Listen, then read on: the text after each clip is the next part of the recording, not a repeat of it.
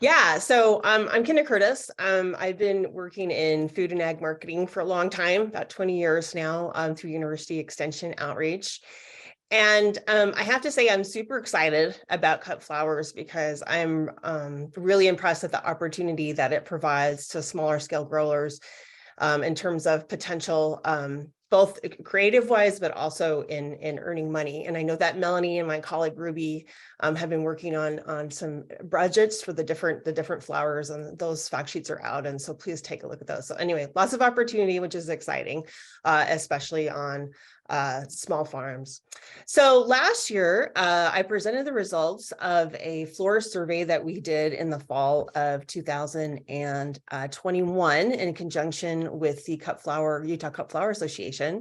And so this year, we did the survey yet again in the fall of 2022. And so I wanted to just kind of go over some of the changes that we've seen. And there's a lot of positive here, which is awesome.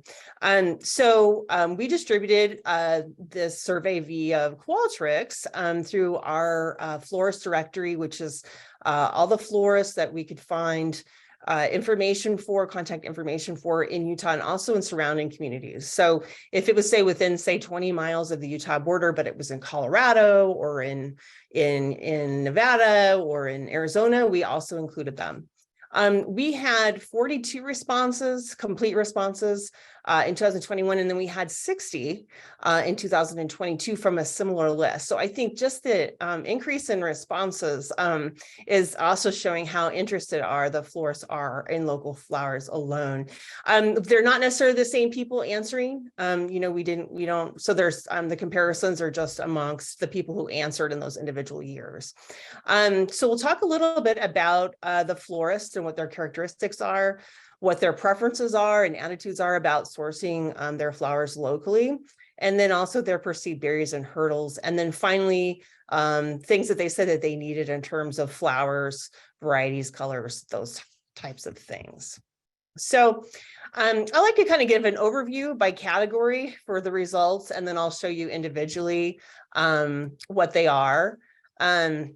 So in 2021, we saw, this is moving a little quicker, that a lot of the responses were fairly new to the floral business. But in 2022, there was a lot more even spread. So we're seeing more experienced, longer standing florists now interested in responding to the survey. Their primary markets from both years were very similar: daily florals, weddings, funerals, and then corporate events. So that's overwhelmingly, that's who they're selling to.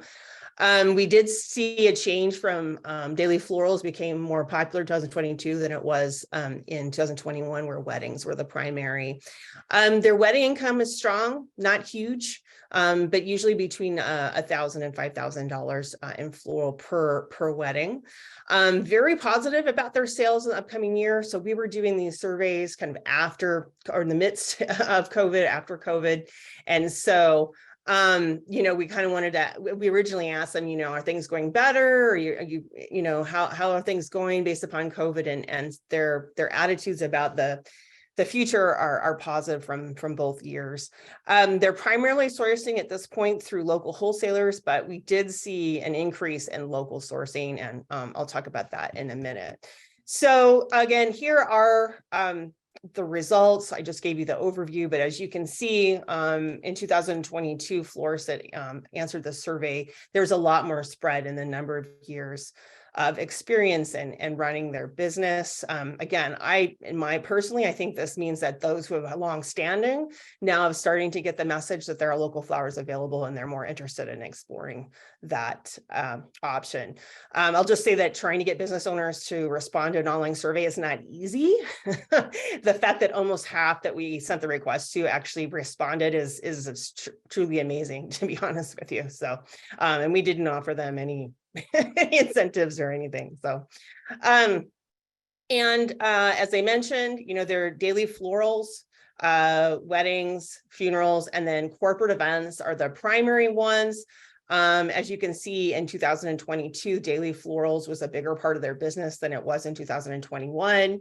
In our initial survey in 21, we had this other category, and there was a lot of corporate events that got put in there. So then we actually added that as another category in 2022. And you can see that the other kind of disappeared. So we managed to pick up on that there. So you can just kind of see the differences and that the uptake in, would you say, like, you know, personal events, daily florals was good in 2022. We asked them if they, you know, if weddings is a primary part of their business, kind of what's the typical wedding size in dollars. So that would be the revenue that they take in from the wedding. And you can see that there's quite a bit of difference between the under 1,000 mark between 21 and 22 responses. But it's really strong at the $5,000 level and below, not a lot above that. But I mean, if you're spending that amount on a wedding, that's quite a large wedding. So anyway, we're seeing a lot of small to mid-sized wedding expenditures. What color trends are you seeing for your business in the next year?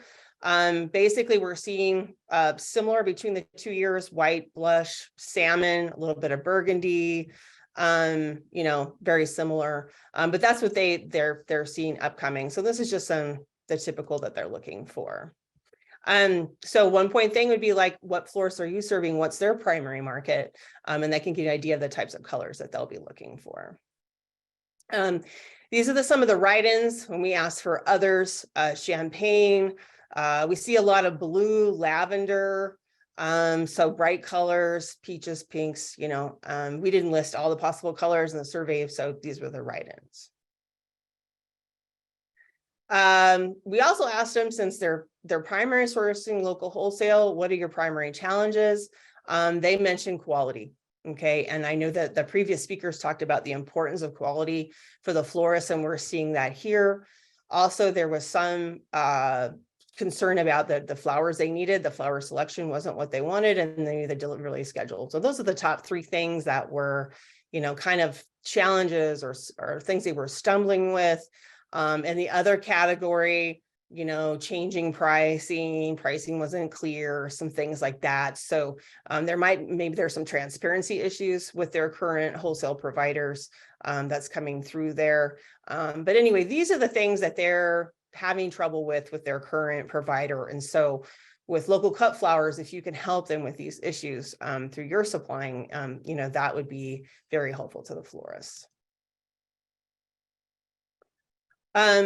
Again, when I did the overview, they're very positive about how their sales situation is going to increase. Overwhelmingly, for both the survey years, they're looking to increase sales. Demand is going up, so that's good. Okay, so the next section or group of questions that we asked them about was their local sourcing preferences. You know, how much are they sourcing? What are they sourcing? Why? What are the benefits? What are some of the issues they have? And the good news is that there's a lot more local sourcing going on between the 2 survey years. And the florists felt that this trend would continue. They're also sourcing from more growers than they were in the past. We saw, you know, less than 2 before. Now we're seeing that higher. There's a lot more interest in serving from local growers. Primarily, they want to support local economy. They want a unique selection, base life, these types of things. And also they're willing to pay more, importantly, for locally sourced flowers, probably because they're more now understanding the benefits and some of the quality issues that they have with their primary suppliers are being overcome by local selection. So let's look at the results within this. Again, when we asked them, you know, what did you source in the last year from local growers in 2021? You know, there was, you know, 36%, 10% or less, some none. And as you can see that from the 2022 results, that those sourcing more than 50% of their flowers basically doubled, went from 9% to 16%. So there was some upshakes in that. So that's good to see. We also saw a lot more in the 11 to 25% range, you know, from 15 to 25%. So there's a lot more local sourcing going on.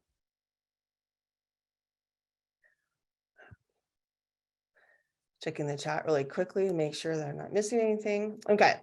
Also, if you source flowers last year from approximately how many growers, as I mentioned, this also went up. So florists sourcing from more than 10 growers were by 4%. Those sourcing from 6 to 10 growers was by 14%. And then because we had some flower co-ops or collectives, I'm sorry, this is going forward for no reason here. We added that question or that category in the 2022 survey. And so we saw that 10% were actually using a co-op or collective. So again, a lot of change here, a lot more interest, a lot more use. So all good news. Next year, how much would you like to source locally? And so we see that there's some increases in some categories. It's actually a 1% decrease in the 26 to 50% of their flowers.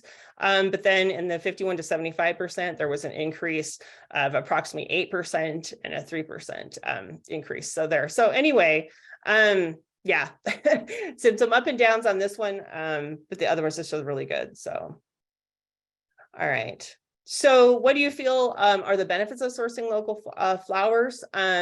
Again, as I mentioned, supporting the local economy, quality, unique selection, those types of things are what's important, why they want to source locally. Some of the other things came in much lower, and we didn't have any write-ins really at this point. So you can just see the differences between the two here. All right.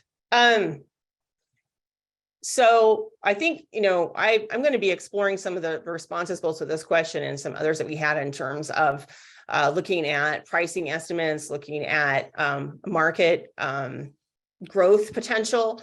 But just the basics that we're seeing now here is that when we ask them if they would be able to pay a premium over what they're paying now through wholesaler for local flowers, we're seeing that there's definitely desire to pay premiums that they feel like the value and the quality is better. And if you look at that first category, which is no, I would not be willing to pay a premium between the two surveys, 21 and 22. Okay, that actually decreased. So we have now less people saying they wouldn't pay a premium. So that's good. Also, florists willing to pay premiums in the 6 to 10% range increased by 3%, and florists willing to pay premiums from 11 to 20% increased by 4%. So this is good news. Again, a lot of improved attitudes and improved ideas about sourcing locally. Has availability of local flowers benefited your business from both years? Overwhelmingly, yes, 68%, 78%. Again, they're happy with what is happening. Okay, so in this last section, which is the hurdles, and then also I had the suggestions in terms of greenery, flowers, colors towards the end of this. And I also want to thank Melanie for helping me with some of these end slides here. But so some of the hurdles to local sourcing that the respondent florist pointed out was that lack of inventory, supply, availability, those types of things, lack of varieties of the types of flowers needed. Those were the two primary, and that was the same for both survey years. More than 50% in both years of people responded actually said that they would like to have more information and actually gave us contact information. So again, there's a lot of lack of knowledge. They don't necessarily know who to source from or where the growers are. So there's work to be done there, even though that has improved for sure. And then we kind of wanted to see, how many deliveries do they need? What are their quantity requirements, these types of things. And so we had the first question is quantity requirements in survey year 1, and then we added a different one in survey year 2. So basically 2 to 5 bunches per flower per florist. Okay, so just kind of give you the idea of the quantities they're looking for. In second place was 6 to 10 bunches per flower weekly. Again, this is on average per florist. Okay, so if you want to sell to multiple florists, obviously your quantity needs would be much higher. And they only really need flowers once a week, sometimes twice a week, given the responses that we're seeing here. So yeah, if we look at what are their barriers? Lack of inventory supply, lack of types needed. So again, these are the things that obviously some of the collectives and co-ops are addressing and doing a good job at. From the write-in responses for others, in 2021, they felt like the distance and time to travel to pick up the flowers from the growers was an issue. They felt like the quantities weren't what they wanted. They also needed to make sure they are going to have the flower type they wanted at a certain time. So they needed some more guarantees. They wanted to be able to order in advance and then actually get the delivery. They wanted, I think, with all small scale production, especially in the Intermountain West, we have pest issues, we have weather issues, there's always going to be some things that don't work out. But, as business owners, they felt like they needed a little more confidence of what would be available and when.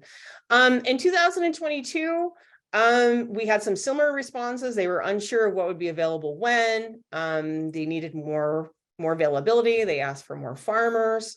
They had interaction with co-ops or were part of a co-op. And then reliability and seasonality were issues as well. So the minimum number of bunches per flower they would need weekly. As you can see, the primary is 2 to 5. And then in 2022, a little bit more, 6 to 10 was a little higher. And again, remember that in 2022, we had a lot more flower respondents and a lot more that were had been in business longer. So you're probably going to see that perhaps they have a larger business scale. I have answers to those. I don't have them here. But anyway, we have a little bit of different groups. So that's where you might see some changes here. How many deliveries would you like weekly? 1 delivery was overwhelmingly the primary, followed by 2. So again, they're not looking for a constant feed. I mean, obviously what was talked about with the collective before, where they, have 1, maybe 2 availability a week is perfect. So that's right on with what the florists need. Colors that are difficult to obtain. Melanie did this nice little graph here and then highlighted how many ticks. So this was a write-in. So she basically added in the write-ins by color here. And you can see that blue is a large one, and brown, white, pretty the typicals. Basically, these are hard to get wholesale. And so these are ones that they might probably be looking for a little bit more with the local sourcing. Is there a flower variety that you use a lot in your designs that's difficult to obtain? In 2021, the primaries were Dahlia, Delphinium, Garden Roses, Lisianthus, Furnusculus. So those were the top ones. In 2022, again, very similar. We had Phlox, Cosmos come up that weren't there the year before, but again, a lot more people responding. So there's going to be more things that come up. So these are things to consider, prioritize.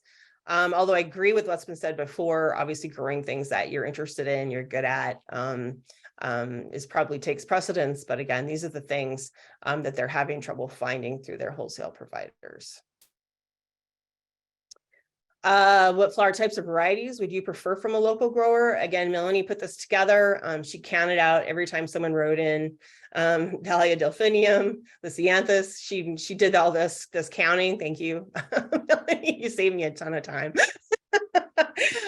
The word cloud was cool, but it takes a lot of work that we did last year. Anyway, I'll let you take a look at that. Some of these grow well in Utah, some don't, at least in northern Utah. So anyway, things to think about here. And then she just highlighted the primary ones, but there's there's a pretty good count for some other ones as well. And again, this is what they'd like a local grower to do. As was mentioned earlier, obviously, these may not be possible, and educating them on what you have that would be a good replacement, when those would be available, those types of things I would highly suggest.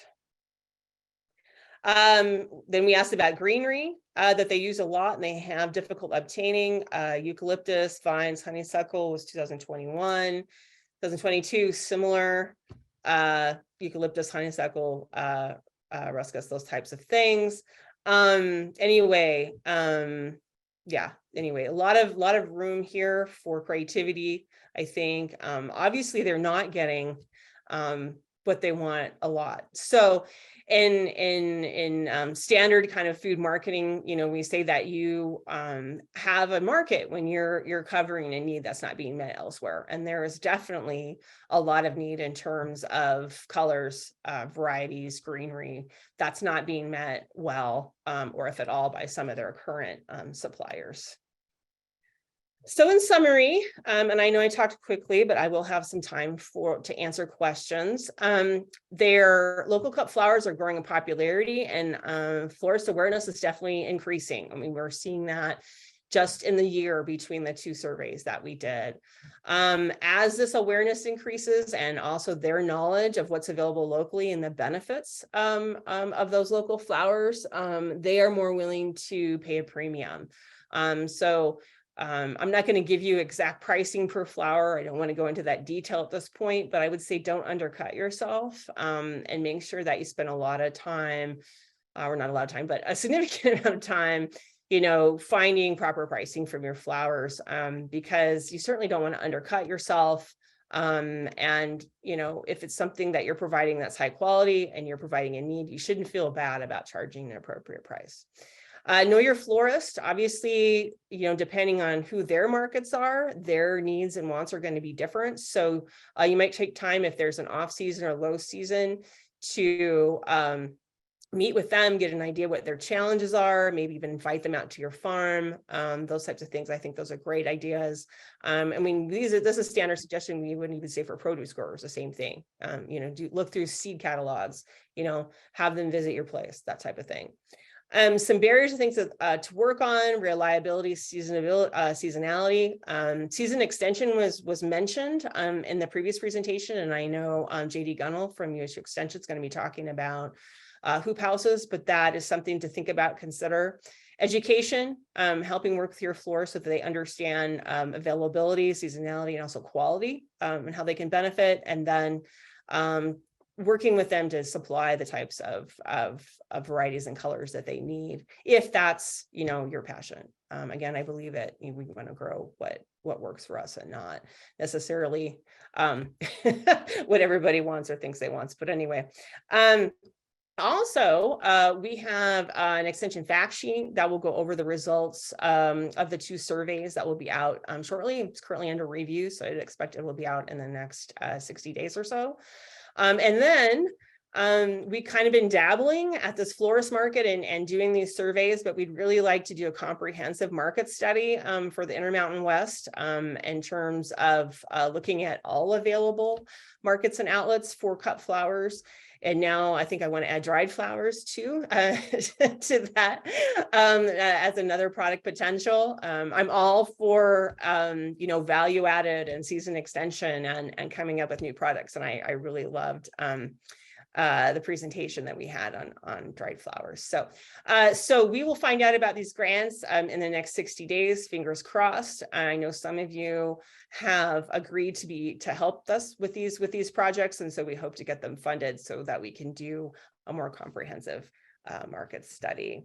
So that's all that I have, and I want to thank you guys. We can put up our contact information in the chat. So I'll go ahead and just do that right now. So I'm putting my email address and Melanie's email address. Thank you for that. And thanks for so much for your perspective and expertise on how the market is shaping up.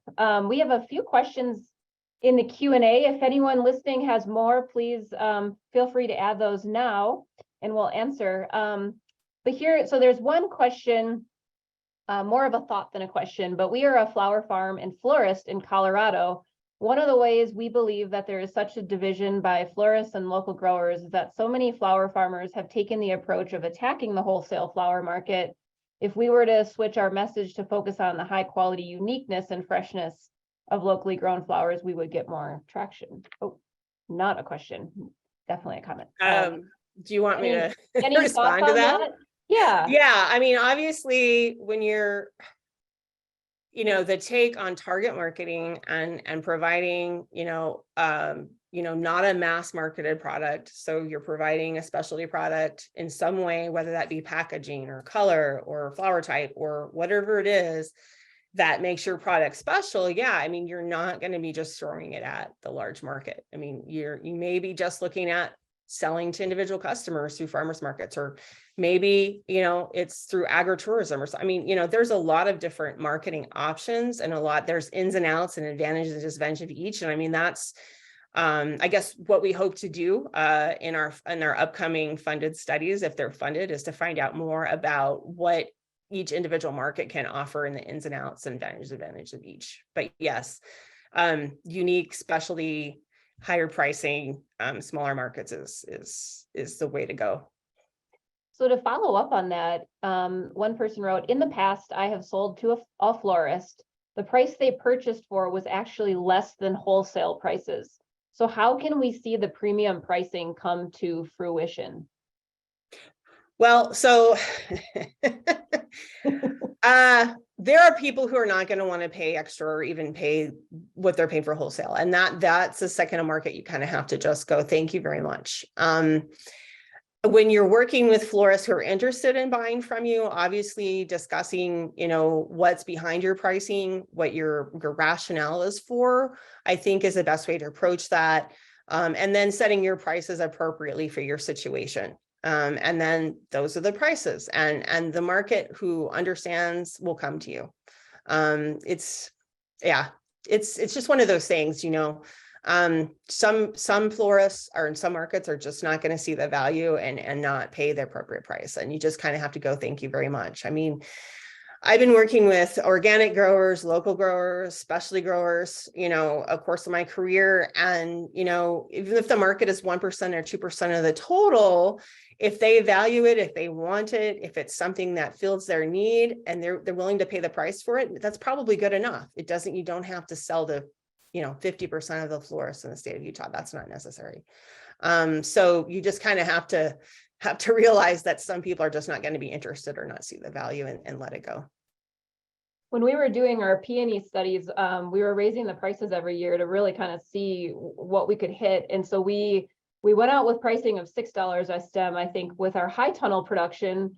And we got questions from florists about why would you charge that much? And we explained the extra labor and pest needs and things like that. And then they were willing. So there's a bit of an education component too, of just sharing what all goes into local production.